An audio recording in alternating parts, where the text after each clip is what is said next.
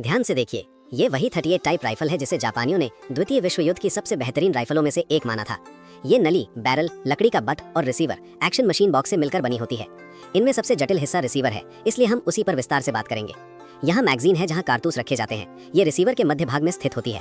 ये बोल्ट है जो रिसीवर के पीछे होता है और मुख्य रूप से फायरिंग पिन, स्प्रिंग और बोल्ट हैंडल पीछे के सिरे से बना होता है। बोल्ट के नीचे ट्रिगर समूह लगाया गया है।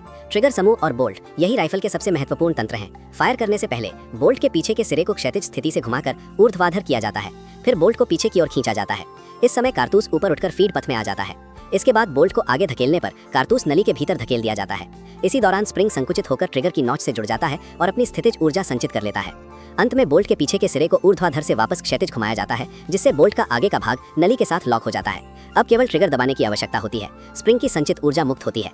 फायरिंग पिन कारतूस के प्राइमर पर प्रहार करता है। बारूद प्रज्वलित होता है और तीव्रता से फैलती गैसें गोली को आगे की ओर दाग देती हैं। इसी से फायर पूरा होता है। इसके बाद फिर से बोल्ट का पिछला सिरा घुमाकर नली और बोल्ट के बीच का लॉक खोला जाता है और बोल्ट को पीछे खींचने पर खाली खोखा नली से बाहर निकलता है और उछलकर बाहर फेंक दिया जाता है।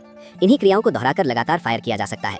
युद्ध क्षेत्र की जटिल परिस्थितियों को देखते हुए जहां धूल आसानी से बोल्ट में घुस सकती है, इस राइफल में बोल्ट के साथ चलने वाला डस्ट कवर भी बनाया गया। साथ ही बहुउपयोगी संगीन बेयोनेट जोड़ी गई। यही है जापानी 38 टाइप राइफल, जिसे 38 दा गाई भी कहा जाता है।